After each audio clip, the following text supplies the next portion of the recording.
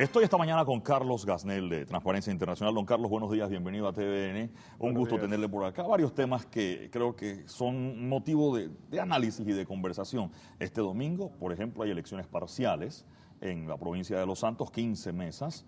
Luego de un episodio de elecciones en mayo de este año, cargado, vamos a decir, de una figura que aquí combatimos o mencionábamos. Ustedes tuvieron una campaña muy importante de que mi voto, que somos clientes, somos ciudadanos y no clientes, por el tema del clientelismo. Y de hecho el clientelismo es lo que ha motivado una decisión a que se repitan unas elecciones.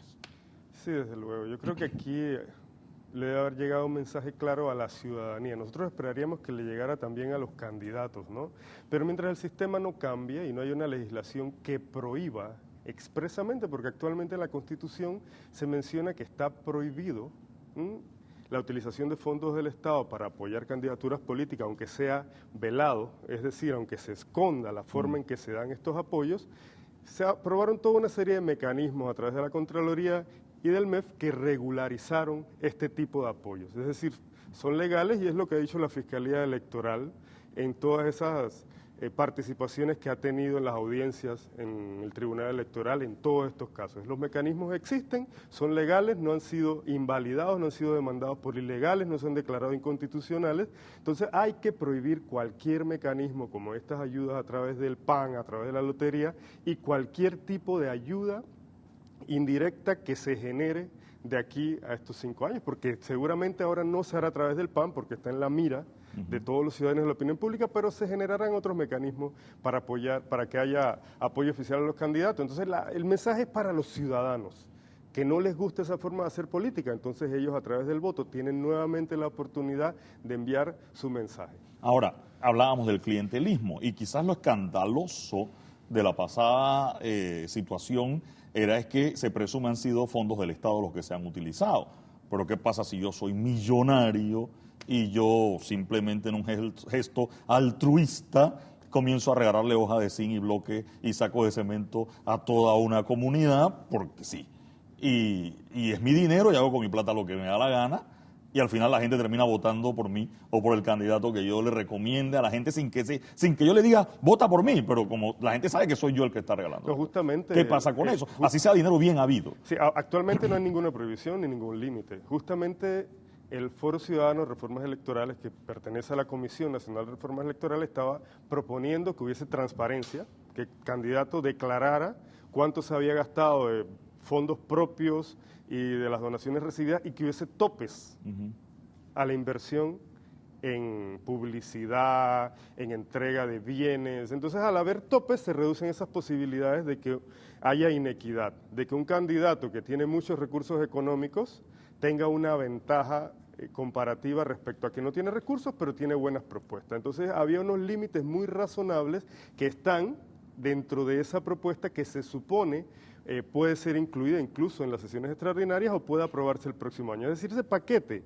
que no se aprobó en la anterior legislatura porque los diputados de oposición y de gobierno no quisieron discutir el paquete de reformas electorales propuestos por la Comisión Nacional de Reformas Electorales, incluía esos topes al financiamiento privado, aunque fuese de fondos propios, porque actualmente los candidatos declaran que no recibieron ninguna donación y alegremente eso queda sin ningún tipo de investigación. Ahora, así como mencionamos, así como pudo ser dinero del Estado o dinero bien habido de un millonario altruista que quiso simplemente regalar su fortuna, también puede ser dinero del narcotráfico o dinero ilegal que blindea a algún delincuente. Eso es lo que queremos evitar, ¿no? Que haya, lo ideal sería que solamente hubiese financiamiento estatal y no hubiese financiamiento privado, ni de donaciones, ni propio de las campañas. Financiamiento estatal para políticos que no tienen ninguna credibilidad, ¿qué pasa? ¿Cómo la gente va a decir, por qué le van a pagar la campaña a él con mi dinero? Cuando pasa a la otra parte. Eso pasa también por un fortalecimiento interno de la democracia interna de los partidos. Hay elecciones, como mencionábamos en el 7-1, el propio presidente, el expresidente Ricardo Martinelli, bueno, es presidente del Partido Cambio Democrático, estuvo en la Villa de Los Santos y se le preguntó por algunos temas que tienen que ver con las cuentas, no creo que no en la Villa, creo que en el circuito 7-1, que tiene que ver con este asunto que se ha dado de casas. Y quiero compartir lo que dijo el expresidente Martinelli, por favor, director, en esta mañana. Mire, yo vengo a apoyar a Tito Afú, que va a ser el próximo diputado. Ya él ganó de diputado, pero se la han quitado injustamente por cuestiones políticas, por cuestiones de vendetas personales, de quién sabe, de algunos magistrados o del mismo presidente Varela. Yo lamento que eso haya pasado porque en político no debe aceptar los resultados y se gana o se pierde por un voto. Pero no puede ser que los votos para presidente sí cuenten y los votos para diputados no cuenten y cuenten selectivamente para representante o para alcalde. Sé que yo creo que esto es muy injusto, pero nosotros somos fieles creyentes en la democracia. Bien, uno de los temas que se ha dado, lo escuchábamos al nuevo presidente Martinelli. También hay otros asuntos. Se ha anunciado, don Carlos, que la Fiscalía Anticorrupción estaría investigando a un exministro. Nosotros hemos hablado del tema de enriquecimiento injustificado y el tema de transparencia creo que es clave en estos casos. Es decir, hay que hacer una declaración de bienes cuando uno entra y una declaración de bienes cuando sale, y eso puede fácilmente demostrar una situación irregular. Lamentablemente no hay una certeza de que eso se cumpla, o no hay transparencia en ese trámite. Claro, porque esa declaración patrimonial tienen que presentarle una serie de funcionarios al dejar de ocupar el cargo. Tienen 10 días para hacerlo. Nosotros no tenemos certeza ni siquiera de si los funcionarios cumplieron con la obligación, porque se nos ha negado el acceso a la declaración patrimonial alegando que esa declaración no es de acceso público. Porque hay una contradicción entre lo que dice el Código Penal, la Ley 59 de 1999. Entonces, los ciudadanos no tenemos ese derecho. Ni siquiera sabemos si los ministros salientes presentaron la declaración.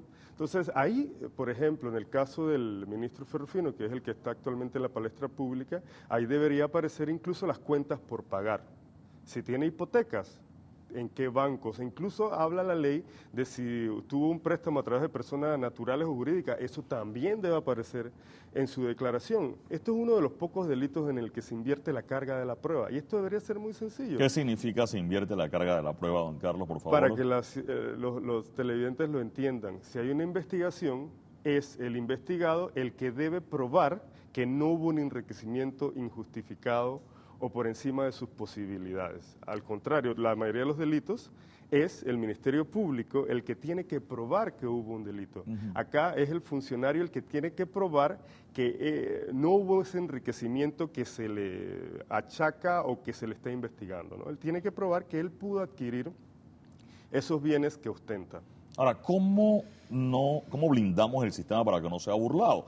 Es decir, yo hoy me nombran funcionario y yo digo, sí, voy a hacer mi declaración de bienes y tengo 18 millones de dólares.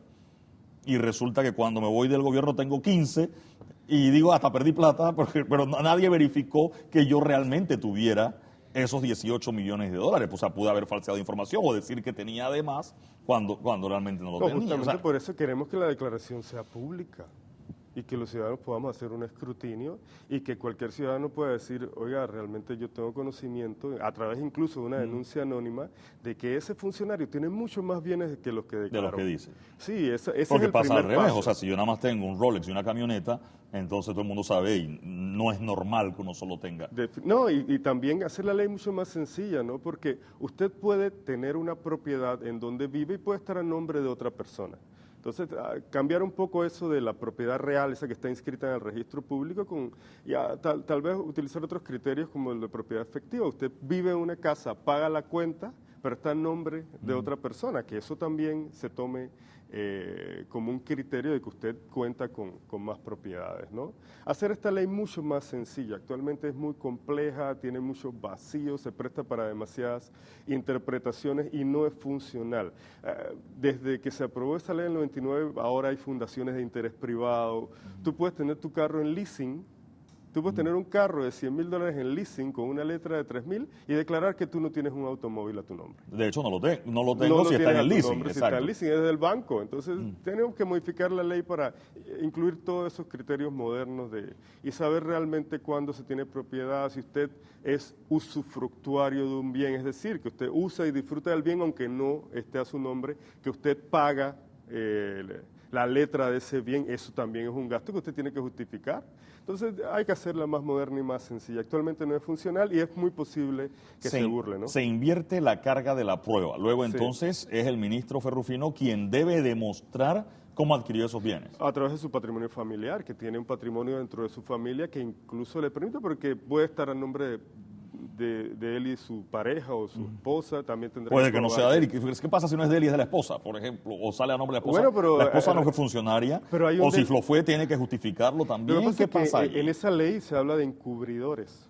Si usted pone el nombre a otra persona que no tiene los fondos ni puede pagarla, se podría considerar a esa persona como encubridora del bien. Entonces esa persona tiene la misma sanción y la misma pena que quien se ha enriquecido injustificadamente. Eso solo existe para quienes han sido funcionarios, por Sí, ejemplo, es el una ley. enriquecimiento injustificado. Es una ley para funcionarios y es una ley que va 5 años más allá del ejercicio del cargo.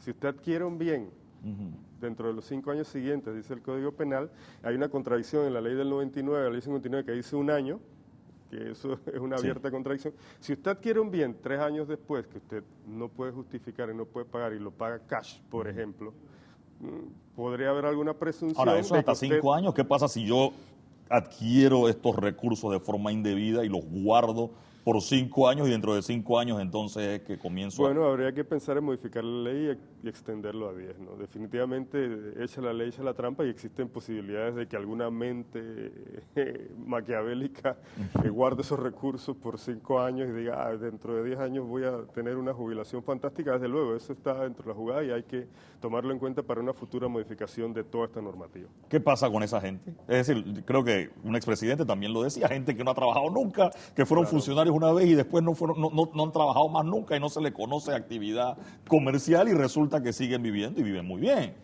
¿Qué Sí, se hace en eso? ¿Hay investigación allí o debe haber investigación? Esta ¿Quién ley la hace? Bueno, actualmente en el Ministerio Público hay vacíos, pero debería, como va a ocurrir ahora, que la Fiscalía Anticorrupción va a hacerlo de oficio, porque hubo una publicación periodística y los medios de comunicación empezaron a sacar información, ¿no?